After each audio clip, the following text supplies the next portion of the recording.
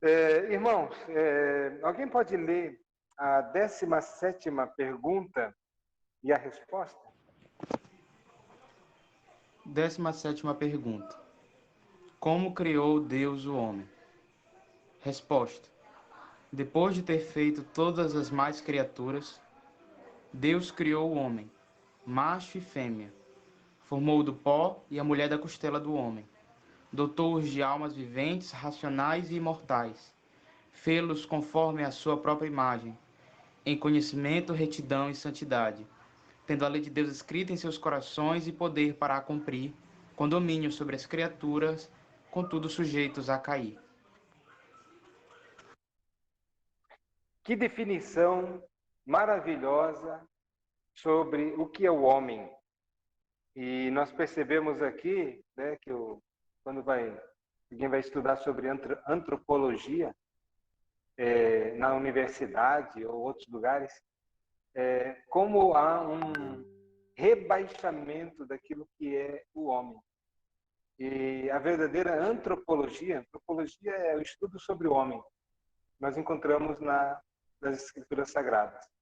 Mostra a beleza, a glória e também as consequências da queda. Mas nós vamos, então, fazer algumas considerações aqui.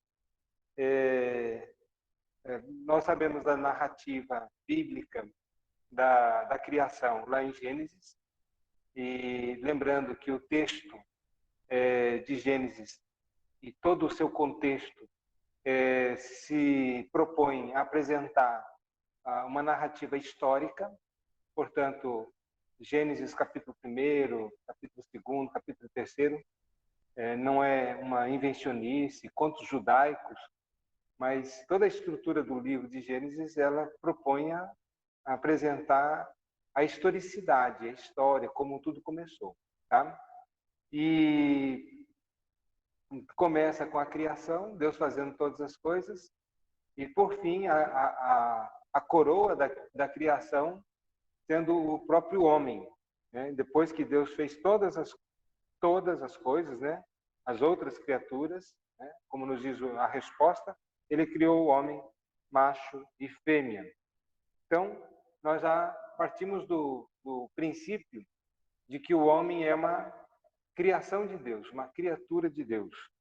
E foi formada, o homem e mulher, a raça humana, tendo sido feito por Deus, claro que tem alguns propósitos e tem também algumas características inerentes ao ser humano. E que difere dos animais. O homem não é igual aos animais. Eu meio que me contorço quando ouço alguém dizer que o ser humano é um animal racional, diferente dos animais que são seres animais irracionais. O homem é um ser criado à imagem e semelhança de Deus, portanto não há nenhuma equiparação, né, entre no ponto de vista criacional, entre o homem e os animais. Pois bem, vamos abrir lá em Gênesis, então, no capítulo 1. Alguém pode ler 1, verso 27?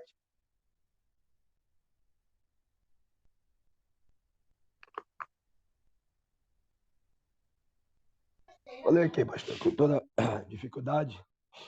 Olha aqui. Criou Deus, pois o homem, a sua imagem, a imagem de Deus o criou. E mulher os criou. Uhum. Esses irmãos entenderam. Sim, sim. Apesar da voz, deu para escutar e entender perfeitamente, viu? Tá certo. Então, a raça humana foi criada, né, primeiro, criada por Deus, criação de Deus, e Deus criou como macho e fêmea, né, homem e mulher. Daí vem toda um ensino sobre o próprio casamento, quando vai dizer, né, as Escrituras, por isso deixará o homem pai e mãe, se unirá à sua mulher e os dois serão uma só carne. O princípio do casamento já desde do início da criação, e nós vamos ver aí os princípios estabelecidos. A primeira instituição divina foi o casamento. Essa instituição antecede o próprio Estado, tá? Antecede qualquer outra instituição. A família é a primeira instituição e é uma instituição estabelecida por Deus. E Deus, como criador do homem e da mulher, e também o criador do casamento, primeiro casamento, né, que Deus estabeleceu, ele já estabelece os fundamentos para o relacionamento familiar, né?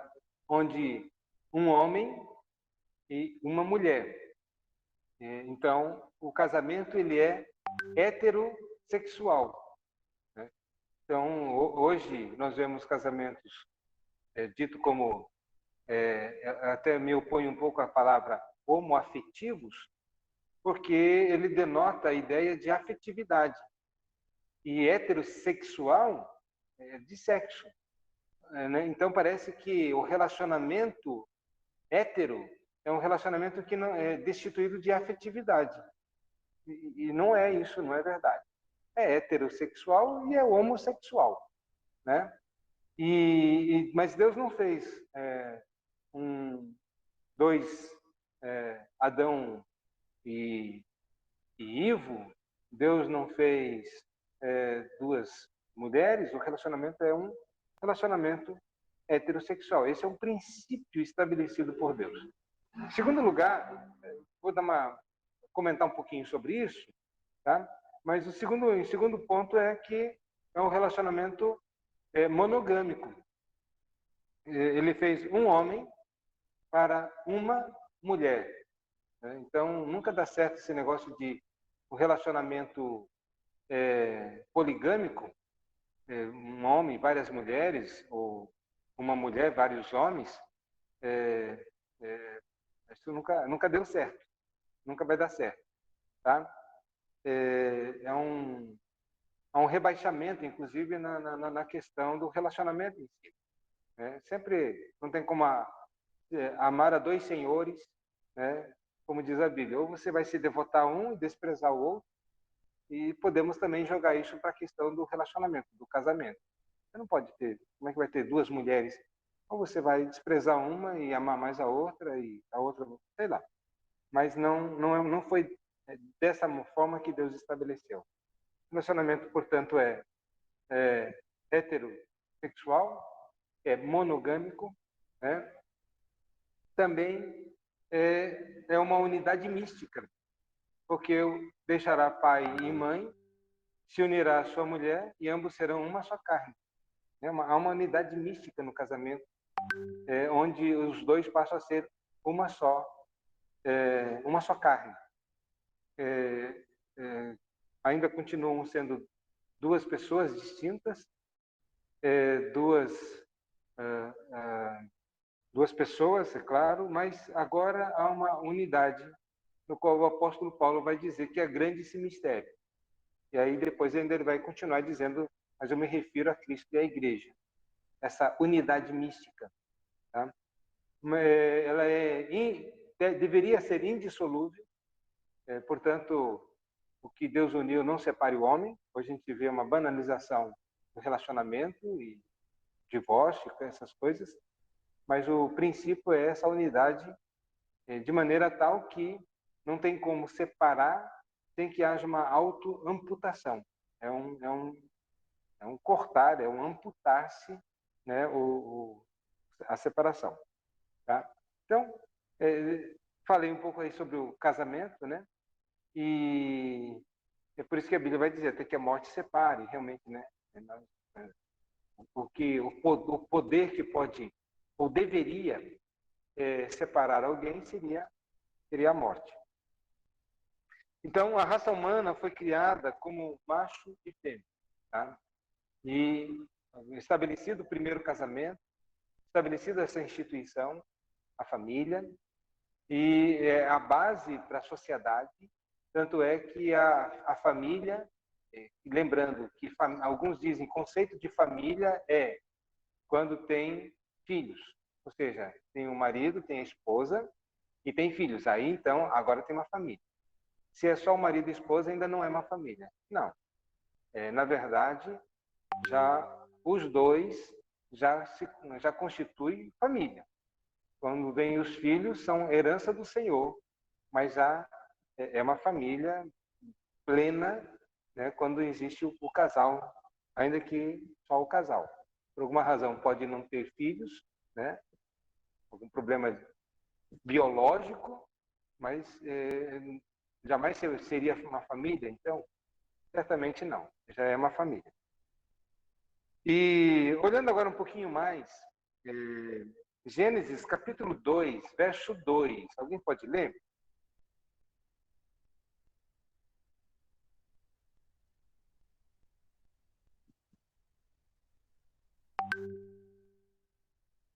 Qual é, pastor?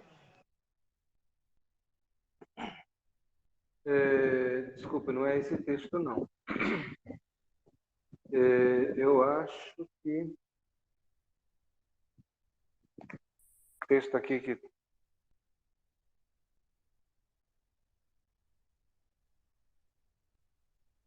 eu acho que é o capítulo 2, verso 7. Capítulo 2, verso 7. Por favor. Gênesis, né, pastor? Isso, 2, E 7. formou o Senhor Deus o homem do pó da terra, e soprou em suas narinas o fôlego da vida, e o homem foi feito alma vivente. Ok. Então, o corpo de Adão foi feito do pó da terra. Há uma ligação do homem, né, com a terra. Todos os elementos químicos que estão na terra, se encontram na terra, se encontram no corpo humano também. E que há uma ligação e há uma necessidade.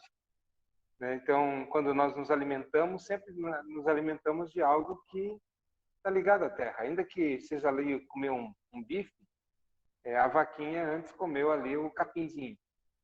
Né? E nós estamos ligados, de certo modo.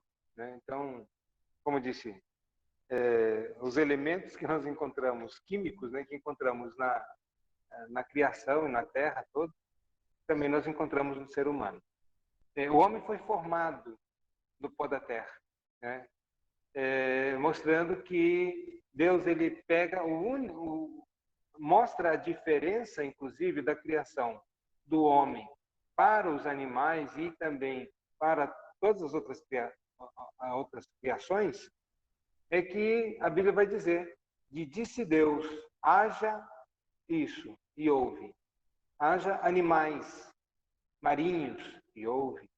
Haja animais voláteis, ou voam as aves, e houve. Então, todas as coisas foram criadas de uma maneira com o poder da palavra de Deus, e ele foi criando as coisas com o poder da sua palavra.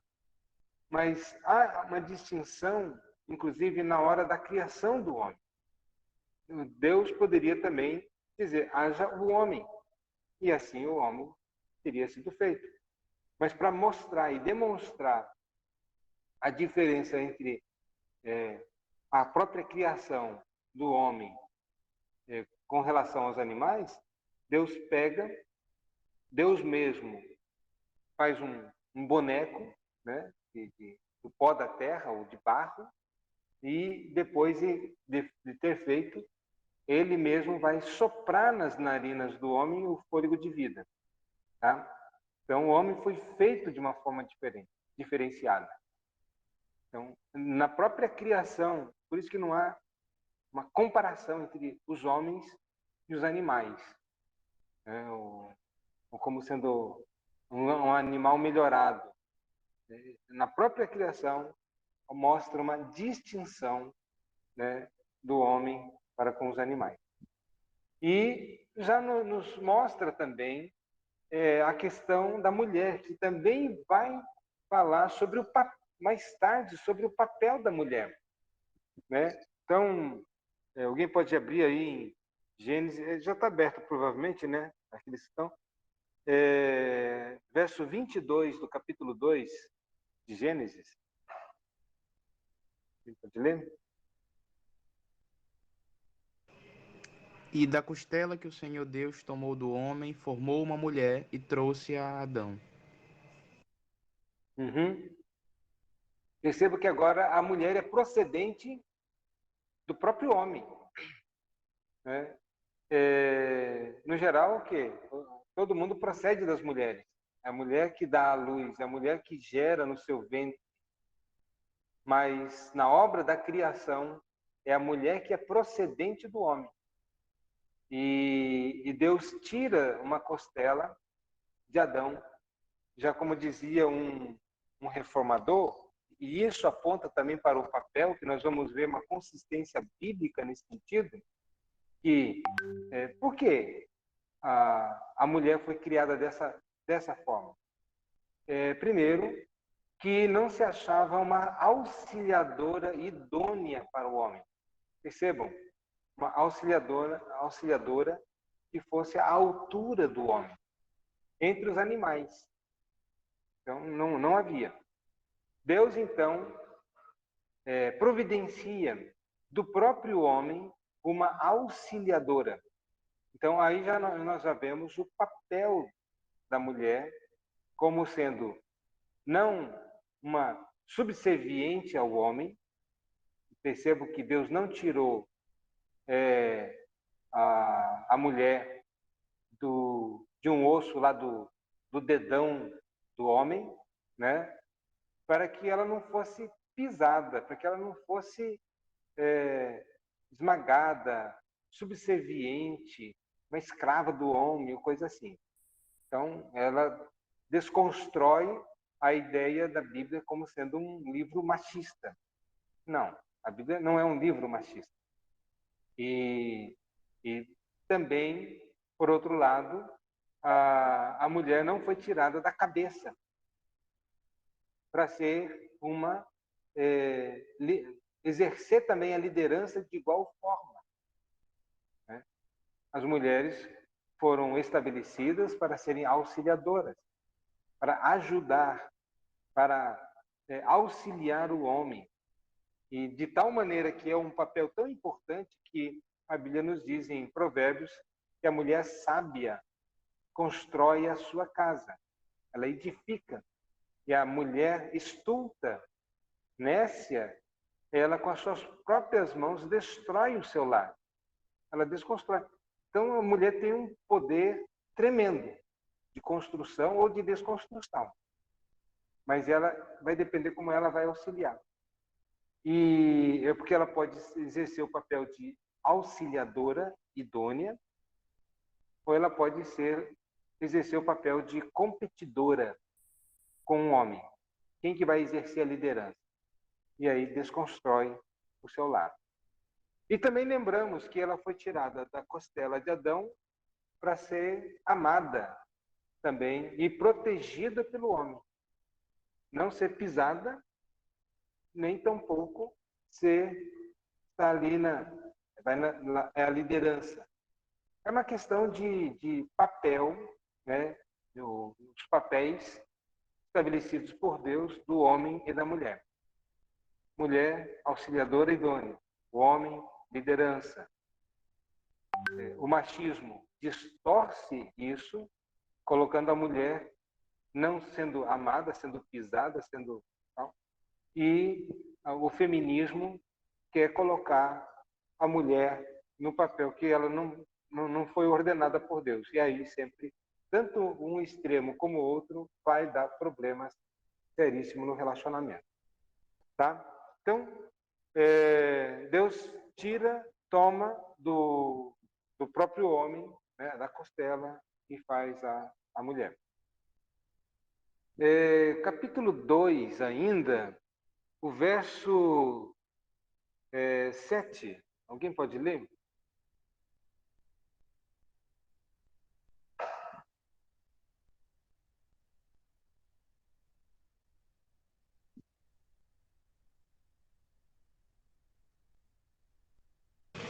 Qual?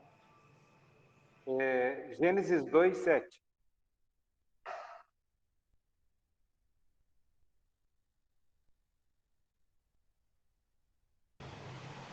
E formou o Senhor Deus o homem do pó da terra, e soprou em suas narinas o fôlego da vida, e o homem foi feito alma vivente. Uhum. A raça humana, então, foi criada como alma vivente. Deus soprou. Parece que lá no original hebraico, dá a ideia de almas viventes, como se fosse no plural. Né? Porque o homem tem uma vida intelectual, emocional, né?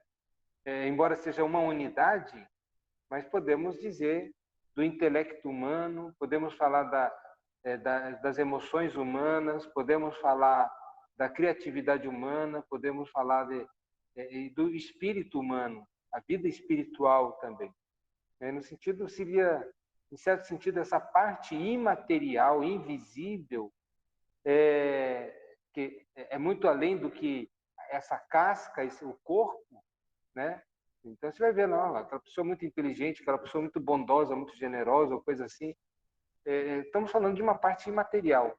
De certo modo seria plural, mas ao mesmo tempo ele é singular, porque é como um diamante com várias facetas, mas compõe o mesmo diamante. E aqui fala que almas, né, no caso, como disse lá no original, almas viventes, segundo um comentário que eu havia lido, mas aponta para essa realidade espiritual e que o homem, já desde a sua criação, ele foi criado com uma capacidade de se relacionar com o Criador. Aí nós vemos que a religiosidade é algo intrínseco a todo ser humano. Se você for fazer um estudo antropológico, você não vai encontrar nenhuma cultura, nenhum povo que não seja religioso. Todos os povos, os mais antigos e os mais modernos, todas as pessoas, elas são essencialmente religiosas. Todos. Eu não conheço nenhum que não seja religioso, tá? Porque o homem tem uma alma. E você nunca vai ver, por exemplo, os macaquinhos fazendo um altar para cultuar o Deus dos macacos. O cachorro, né, fazendo alguma atividade espiritual. Os gatos, ou seja, qual animal for. Mas os homens têm essa necessidade criacional de se relacionar com Deus. Pode perceber. Alguém pode dizer aí, bom, disse que todo mundo é religioso, mas tem os ateus. E aí eu posso dizer o seguinte, ser religioso é inerente ao ser humano. Ter religião, é possível alguém não ter religião. Embora eu desconfie que o próprio ateísmo, embora não estruturado e organizado, mas é uma religião quase. Tá? Porque, como alma vivente, ele precisa não somente se relaciona com Deus, mas esse relacionamento ele vem via um caminho. O caminho é a fé. É pela fé que nós nos aproximamos de Deus, é pela fé que nós adoramos a Deus, é pela fé que nós... Enfim, a fé é o instrumento pelo qual nós nos relacionamos com Deus. O ateu, ele tem fé. Embora não o conduza a um relacionamento com Deus, mas ele tem fé. Por exemplo, quando ele crê no Big Bang, por exemplo, é uma teoria, mas ele acredita naquilo. Ele acredita na bondade humana, sei lá. Poderíamos colocar e exemplificar como todas as pessoas de fato têm fé. E a fé, inclusive, ele é um instrumento que eleva as pessoas intelectualmente. O aluno, né, que estuda, ele precisa acreditar que aquilo que o professor está falando é verdade. Nem sempre o professor vai provar que aquilo que ele está ensinando é verdade, mas ele vai dizer, e aí os alunos vão dizer, não, isso aqui é verdade, porque o professor disse que isso aqui é assim. Ele acredita. Então perceba, isso aí nós já percebemos um elemento de fé. O aluno que ele fosse exigisse em todas as coisas que o professor ensinasse uma comprovação científica, ele nunca ia aprender. Por quê? Olha, o Everest é o maior pico do mundo. Eu só vou acreditar se você me levar lá e nós fizemos a medição juntos. Aí eu vou acreditar. Percebe? Eu tenho que acreditar que aquilo que o professor está dizendo é verdadeiro. E eu vou replicar, inclusive, isso. Vou dizer, olha, o maior pico do mundo é o Everest. E foi fundamentado, esse conhecimento foi fundamentado na crença. E não na comprovação científica, não ali em ver, né, medir essa coisa toda. Bom, então a raça humana foi criada como uma alma vivente, e como alma vivente, ele tem a necessidade de se relacionar com Deus e também a capacidade de crer, haja vista que para se relacionar com Deus pressupõe a necessidade de ter fé também. Bom? Tudo bem até aqui? Alguma dúvida, alguma pergunta?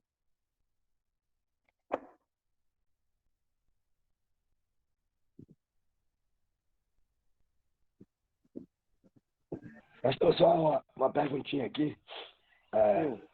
Eu acho que uma pergunta até um pouco assim, um pouco complicada, mas eu vou perguntar, desculpa os irmãos aí pela voz, mas nós podemos enquadrar também a questão de todo homem ser religioso. Nós podemos assim afirmar também que o diabo também é religioso, porque nós vamos para a Escritura, nós vemos que o diabo ele crê em Deus, quem crê em Cristo, né? A Bíblia diz que ele crê que treme, né? Só não obedece. Nesse caso, nós podemos dizer que o diabo também é religioso ou não?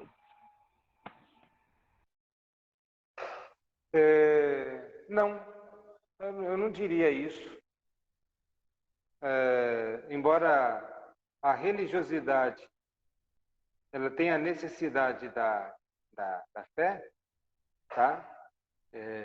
Sem fé é impossível agradar a Deus, sem fé é impossível se aproximar de Deus, sem fé.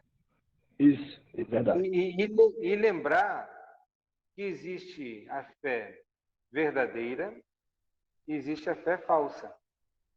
Por exemplo, muita gente acredita que se um gato preto passar em frente dela, ela vai ter azar. Se ela quebrar um espelho, ela vai ter azar. Isso é fé? É fé. As pessoas acreditam nisso. É verdadeira? Não. É claro que isso não é real. Senão, todas as vezes que eu quebrei espelho, eu teria aí 7 anos de azar, e somando a minha existência, eu tenho muito ainda a ter azar ainda na minha vida. Tá? Porque sou mais 7 com 7 mais 7, sei lá, pronto, é mais do que a minha existência. Então, e principalmente quem trabalha com vidro e trabalha com espelho. E agora tu imagina esses aí, esses que estariam ralados mesmo, né? Mas sim, Tá certo. só para deixar claro que existe a fé verdadeira e uma fé falsa. A fé, de fato, é um fundamento para a verdadeira religião. E aí, a fé verdadeira é o fundamento para a verdadeira religião. Assim como nos outros tipos de religiosidade, como eu disse, todos os homens são religiosos, a tribo mais simples, né, ela tem a sua religiosidade, né? Até os tupis guaranis acreditam em Tupã, tá? Então, mesmo que eles tenham essa fé, percebam, todos têm fé, não necessariamente é fundamentado na verdade, porque a verdade ela é revelacional. A verdade ela não pode proceder do homem. Por quê? Todo homem é mentiroso. Tá? Toda religião fundamentada no que os homens dizem é uma religião falsa. Por quê? Porque a verdade não está nos homens. Por mais bem intencionado que seja, ele vai inventar coisas. A verdadeira religião, ou a verdade, ela é absoluta e ela tem que proceder do absoluto e não do homem. Ela, portanto, ela é procedente de Deus, a verdade. Ela é revelada. Então, a verdadeira religião é fundamentada na verdade revelada por Deus. Ok. Os demônios, né? O próprio diabo, que crê e treme, é porque há coisas em Deus que o diabo não pode, ele não conhece. Deus é muito maior do que aquilo que ele tem a capacidade de ver. Isso, inclusive, foi uma das razões pelas quais o diabo caiu, né? Quando ele quis lá, era um anjo de luz, portador de luz, por isso Lúcifer, e ele queria fazer o seu trono acima do trono de Deus. Ele não conhecia a Deus. Então tá, ele se rebela e ele viu que Deus é maior do que ele. Na verdade, não há comparação entre Deus e uma criatura angelical. Não há como comparar. Só que essa criatura angelical, ele não conseguia ver tudo o que Deus. Hoje, ele ainda não consegue ver tudo. Mas por experiência própria, quando Deus mostra a sua autoridade e o lança fora da presença de Deus, né? E não somente Lúcifer, bem como a terça parte dos anjos, perceberam agora, em algum grau, o poder de Deus. Eles creem, não é uma coisa observável. Aquilo que ele consegue, por experiência, por aquilo que ele próprio passou, e ver um pouco assim a glória de Deus, o poder de Deus, a imensidão de Deus, isso também requer fé. E nesse sentido o diabo crê. Perceba, não é o sentido religioso, porque a palavra religião vem do termo latino, significa religare, ligar novamente. Ele não está buscando esse instrumento da fé para se religar com Deus, ou para ser um ser religioso. Mas ele tem esse elemento porque ele percebe que Deus é além daquilo que ele pode ver. E para isso requer crer. E agora ele crê que Deus é maior do que ele, entendeu? Não sei se fui claro. Muito bem, pastor. Muito bem, claro. Sabemos que ele é rebelde, né? Só por ele ser rebelde já diz tudo. Obrigado, pastor, pela informação. Tá, por nada. Então, Jó, capítulo 35, verso 11. Alguém pode ler?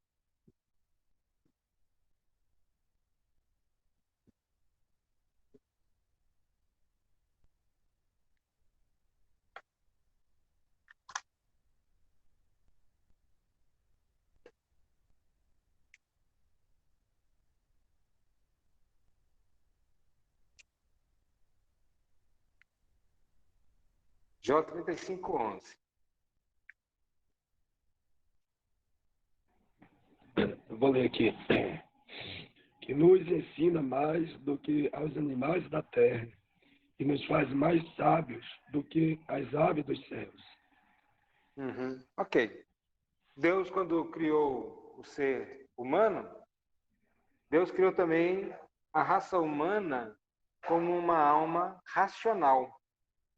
Portanto, nós temos essa capacidade intelectual que os animais não têm. Hoje nós temos a capacidade de criar computadores, satélites, estamos conversando aqui online, vocês aí onde estão, eu aqui, a quilômetros, às vezes, de distância, e podemos conversar com alguém que está literalmente lá do outro lado do mundo. Podemos também conversar. Uma bomba cai lá na Ucrânia, alguns minutos depois a gente já está sabendo o que aconteceu. Isso não tivemos acompanhando ao vivo. Né? Que coisa o homem criar isso. Escrever livros, teorias, questionamentos, uma capacidade incrível que o homem tem. Ele pegar algo tão simples e questionar sobre algo tão simples e escrever livros sobre essa coisa que parecia ser simples. E aí vamos ver que ela talvez seja muito complexa. Então, o homem tem uma capacidade racional tremenda. Quando os animais vão conseguir fazer isso? Nunca. Nem que agora estejam em contato com seres humanos, algum animal, ele nunca vai poder ter a capacidade de criar aquilo que o homem tem criado. Mesmo sob a influência, né, está presente. Pega lá um macaquinho, né, como dizem aí que segue o mesmo tronco, né, que vem um homem, mas por que eles não progridem hoje? Por que eles não estão evoluindo? Porque o homem continua evoluindo, tecnologicamente falando, cientificamente falando. Né? Nós estamos evoluindo. Nos projetos, casas, construções. Os animais, não. Né? E aqueles que dizem, mas a abelha faz da colmeia dela. Pois é, vai passar centenas de anos e ela vai continuar fazendo a colmeia do mesmo jeito. O João de Barro vai continuar construindo a casinha dele com a mesma estrutura arquitetônica que os antepassados dele faziam. Não vai alterar. O ser humano ele tem essa capacidade racional, porque Deus é um ser racional. E Deus deu ao homem essa racionalidade. E a capacidade racional do homem é algo fabuloso. A queda afetou isso. Né? Mesmo hoje, em análises, né, coisa assim, que o homem não usa 10% da sua capacidade intelectual, racional. Imagine se usasse. Imagine um ser humano com essa capacidade. Eu não, na verdade, não consigo nem imaginar. Albert Einstein seria sabe, nada diante de alguém que usasse 100%. Então, a raça humana foi criada com essa alma racional, com a racionalidade. Tá? Mas também, lembrando, vamos abrir lá em Mateus capítulo 10, 28, e Lucas 23, 43.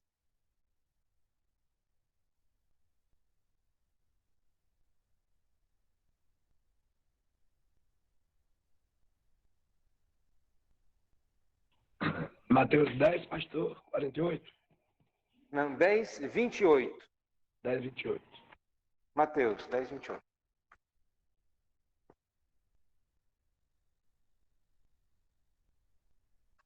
Alguns irmãos poder ler também. Louco. Pode falar. Estou piorando, Vargas. Alguém poderia ler? Caleb?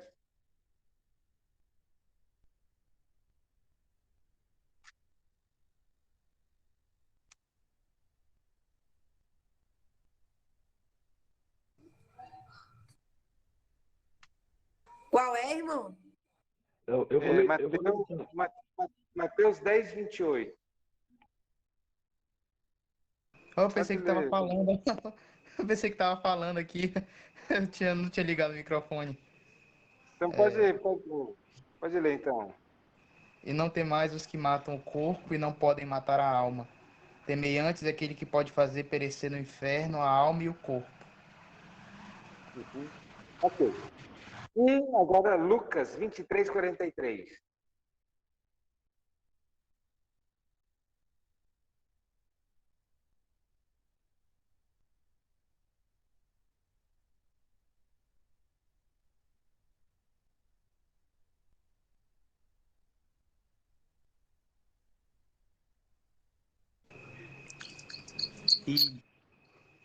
E disse-lhe Jesus: Em verdade te digo que hoje estarás comigo no paraíso. Uhum. Ok. A alma, a nossa existência não se limita somente a esse mundo físico. Por enquanto nós estamos aqui, mas mais cedo ou mais tarde, eu sempre espero que seja mais tarde, mas um dia todos nós vamos partir. Sem problema nenhum. Não há nenhuma situação esdrúxula. Se há uma coisa que é certa a toda a humanidade é a morte. Todos nós um dia partiremos. Mas a Bíblia vai dizer que, embora a nossa permanência aqui ela seja temporária, estamos de passagem, somos forasteiros e peregrinos, ou seja, não somos... Agora que está falando sobre o cristão. Nós estamos aqui somente peregrinando, estamos aqui de passagem mesmo. Contudo, a nossa alma ela é imortal. Existe uma igreja, né, que diz sobre o aniquilamento da alma. Quando a pessoa morre, acabou tudo. O cemitério é o fim de todas as coisas. Então, a pessoa morreu, acabou. Mas não é esse o ensino das Escrituras. O ensino consistente das Escrituras, e vemos que nessa revelação, a Bíblia ela é uma revelação divina, mas ela também é uma revelação progressiva. Com progressiva, queremos dizer que há mais luz, mais entendimento, maior clareza nos livros do Novo Testamento do que do Antigo Testamento.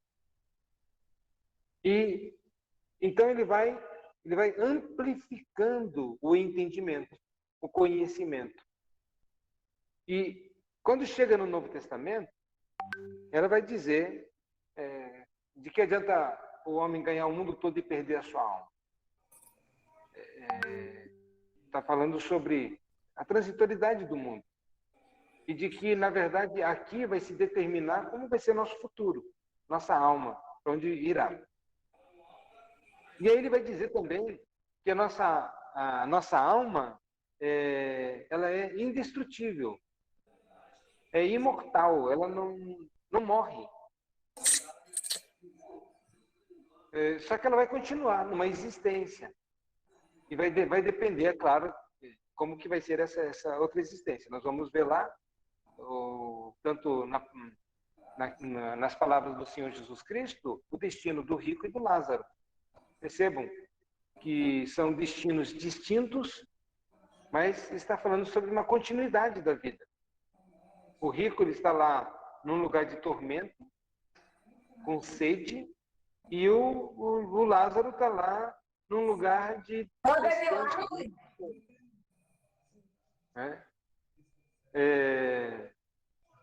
Tudo bem? Então, a raça humana foi criada com uma alma imortal. Então, a ideia do aniquilamento não está na Bíblia, de que os homens serão aniquilados, né? A alma morreu, acabou. Mas ela vai ter uma continuidade, quer seja de sofrimento, debaixo de um juízo do Senhor Deus, quer seja de o eterno descanso dos santos. Tá bom?